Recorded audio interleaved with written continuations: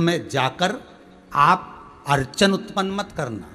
पर दुनिया के लोग इतने विचित्र पैदा हुए हैं कि जब कहीं डिस्को हो रहा हो, रात्रि को शादियों में खूब पार्टियां हो रही हो, तो दुनिया के लोगों को कोई ऑब्जेक्शन नहीं होता, कोई फर्क नहीं पड़ता। पर कहीं सुंदरकांड का पाठ हो रहा हो, रामायण हो रही हो, भागवत हो रही हो, गीता जी हो रही हो, स्मरण हो रहा हो, तो दुनिया के लोग पहले से फोन लगाना चालू कर देते हैं। आवाज धीमा करो, साउंड कम करो, ये कम करो, प्रचार कम करो।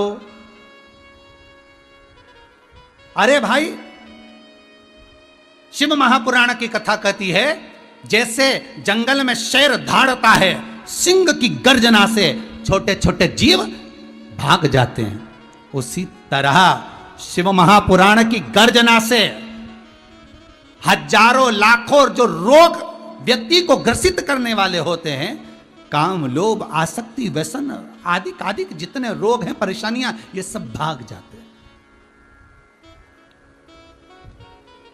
ये सब भाग जाते हैं।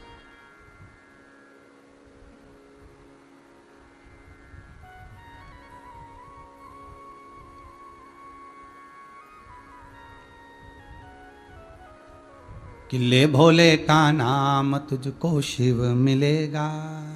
भगवान शंकर का नाम मात्र स्मरण करने पर, नाम स्मरण करने पर जीव का सुख एक आनंदित हो जाता है। आपको पहले भी कथा में कहा था कि बैसाख के महीने में बेले का फल, काय का फल? बेले का फल, उस फल को शंकर को चढ़ाकर उसका गुर्दा रख लीजिए, या बन सके तो बैसाख के महीने में बेले के फल को जलाकर उसकी भस्म तैयार कर कर शंकर पर चढ़ाकर उसको उठाकर रख लीजिए। वो दुनिया की सबसे बड़ी औषधि, वो दुनिया की सबसे बड़ी औषधि है। बैसाख के महीने में एक बेल का फल अगर आपको कहीं मिल जाए तो उस बेल के फल को सुखाओ, सुखाकर उसको पीस लो, और पीस कर या उसको जलाकर उसकी भस्म तैयार कर कर शंकर पर चढ़ा दो। चढ़ाने के बाद उसको उठा लो, उतार कर एक डब्बी में भर के रख लो। कभी जीवन में ऐसा लगे कि बहुत भारी रोग आ रहा है, ऐसा लग रहा है कि शरीर में, उदर में, पेट में कोई ज्यादा तकलीफें बढ़ रही, एक चुटकी वो भस्म बस शंकर का नाम लेकर धारण कर लीजिए, आपको आनंद की अनुभूति हो जाएगी, कोई औषधि लेने की जरूरत नहीं पड़ेगी। शिव का स्मरण मात्र सुख का देने वाला।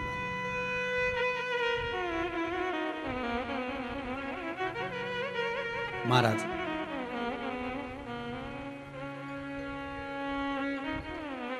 शिव महापुराण की कथा कर रही, अगर तुम्हें भस्म होना ही था सती दक्षाइनी, तो और कहीं जाकर भस्म होती तो चल जाता, पर आपने यज्ञ के अंदर कूद कर आहुति दे दी अपने शरीर की, ये ठीक नहीं।